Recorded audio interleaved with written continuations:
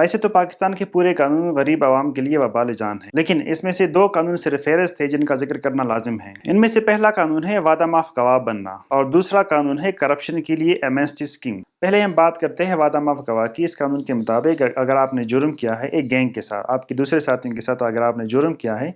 और बाद में आपका ज़मीर जागा 1 साल बाद, 2 साल बाद या 5 साल बाद, और आप अदालत में चले गए और उनके सामने ये बयान दिया कि जो फलाना जुर्म हुआ था उसमें मैं शरीक था और मेरे साथ ये मुल्ज़िमान थे,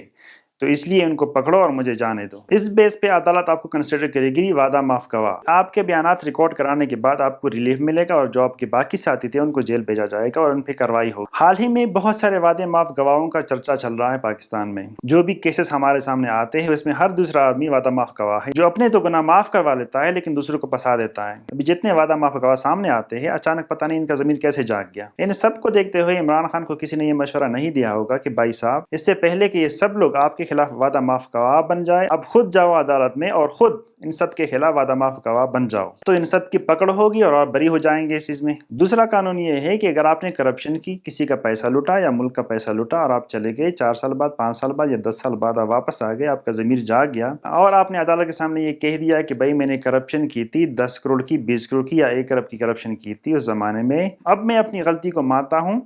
लेकिन चूंकि मेरे पास पैसे नहीं है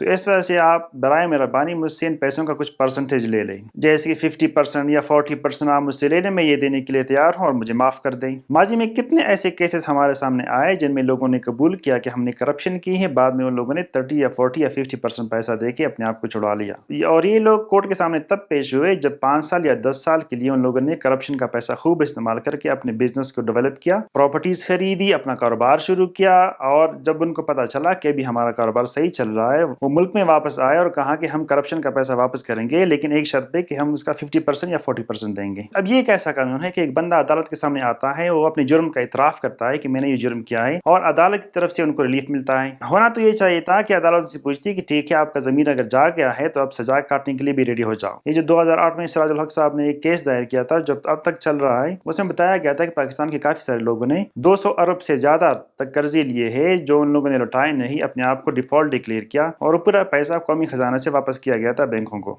यही कानून है जिसकी वजह से हमारे मुल्क का बेड़ा गर्क हो गया और हम भीख मांगने पे मजबूर हो जाते हैं। हर साल हम कटोरा लेके जाते हैं IMF के पास, कभी वर्ल्ड बैंक के पास, कभी और इदारों के पास। यही वो कानून है जिसने हमारे मुल्क को तबाह बर्बाद करके रख दिया है, हमारी इकोनॉमी का बेड़ा गर्क करके रखा है, और इन्हीं कानून की वजह से गरीब आदमी का जीना हराम हो गया है आजकल हमारे मुल्क में। हमें इन कानून को आइडेंटिफाई करना चाहिए, इनके खिलाफ बात करनी चाहिए, इनके खिलाफ आवाज़ उठानी चाहिए और अपनी अदालतों को बताना चाहिए कि हमारे मुल्क में ये जो रबिश कानून है इनको बाहर फेंको, इनको निकालो। और जो लोग अब तक वादा माफ गवाह बन चुके हैं या इन लोगों ने एमनेस्टी स्कीम से फायदा उठाया, उनको अदालत के कटहरे में लाके उनको सजा मिलनी चाहिए, बिल्कुल बराबर सजा मिलनी चाहिए, उतनी सजा जितनी बाकी लोगों को मिलती है। तब जाके हमारे मुल्क के हालात ठीक होंगे, वरना हमारा पड़ोसी मुल्क पहुंच गया चांद पे और हम अभी तक ये बयान देते हैं कि इतना खर्चा करके जाने का क्या फायदा है जब हम जमीन से चांद को देख सकते। ये तो हाल है हमारे उन लीडरान का जिनको अपने सर पे बैठा के रखा है हमने, और हम अपने टैक्स के पैसे से इनको सैलरीज देते हैं, इनको रिहाइश देते हैं, इनकी बच्चों की फीसें भरते हैं, इनका मेडिकल अलाउंस भरते हैं, और ये हमारे लिए क्या करते हैं, हमारे लिए गलत कानून बनाते हैं, गलत पॉलिसीज बनाते हैं। इसी वजह से हमारे मुल्क का यह हाल है कि गरीब आवाम दिन ब दिन गरीब हो रही है और इनके असासों में और बैरून मुल्क पैसों में इजाफा हो रहा है। तो हमें चाहिए कि इनके खिलाफ आवाज़ उठाए, लेकिन आवाज़ कैसे उठाएंगे? जो लोग इनके खिलाफ बोलते हैं, जो वीडियो बनाते हैं, आप तो उनकी वीडियो लाइक नहीं करते, आप तो कुछ और ही देखते रहते हो।